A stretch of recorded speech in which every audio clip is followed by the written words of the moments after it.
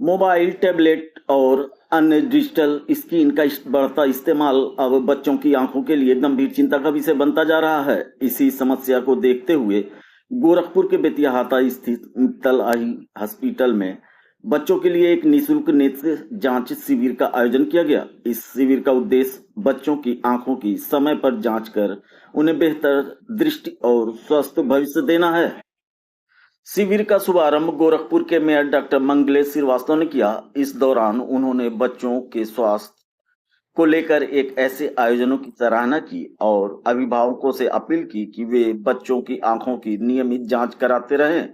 उन्होंने कहा कि डिजिटल युग में स्क्रीन का बढ़ता उपयोग बच्चों की आंखों पर नकारात्मक प्रभाव डाल रहा है, इसलिए समय रहते सावधानी बरतना बेहद आवश्यक है। शिविर में अनुभवी नेत्र रोग विशेषज्ञों ने बच्चों की दृष्टि की विस्तृत जांच की, जिसमें चश्मे की आवश्यकता, भेंगापन, लेजी आई और अन्य नेत्र संबंधी समस्याओं की पहचान कर अभिभावकों को आवश्यक परामर्श दिया गया। डॉक्टरों ने बताया कि लंबे समय तक मोबाइल और टैबलेट देखने से बच्चों की आंखों की थकान, सूखापन, सिर दर्द, धुंधला दिखाई देना और कम उम्र में चश्मा लगाने जैसी समस्या तेजी से बढ़ रही है। विशेषज्ञों ने अभिभावकों को सलाह दी कि 16 वर्ष से कम उम्र के बच्चों को अनावश्यक रूप से मोबाइल ना दें। बड़े बच्चों का भी स्क्रीन टाइम सीमित रखें। पढ़ाई के दौरान पर्याप्त रोशनी का ध्यान रखें। बीच बीच में आंखों को आराम दें और बच्चों को अधिक से अधिक आउटडोर खेलों के लिए प्रेरित करें। साथ ही समय समय पर नेत्र परीक्षण कराना भी बेहद जरूरी बताया गया।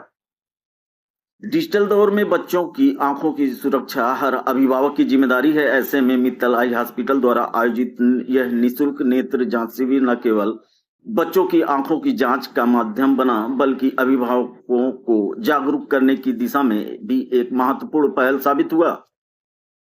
नहीं नहीं, ये इंडियन ही है, मैं ऑस्ट्रेलिया से स्टार्ट हुआ।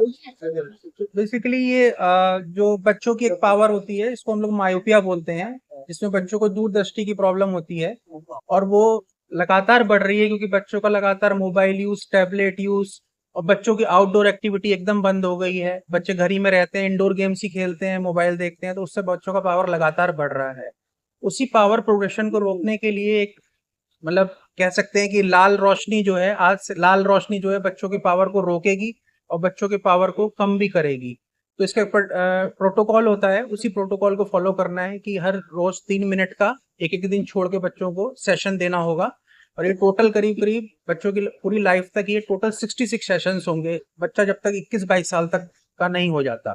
तो बहुत मुझे लगता है कि बहुत कॉस्ट इफेक्टिव है, बहुत महंगा भी नहीं है बच्चों थेरेपी के लिए।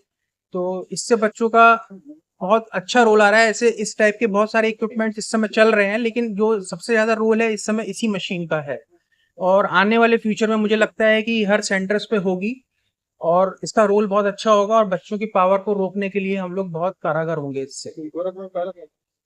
अभी तो पहले यूपी में ही पहले था।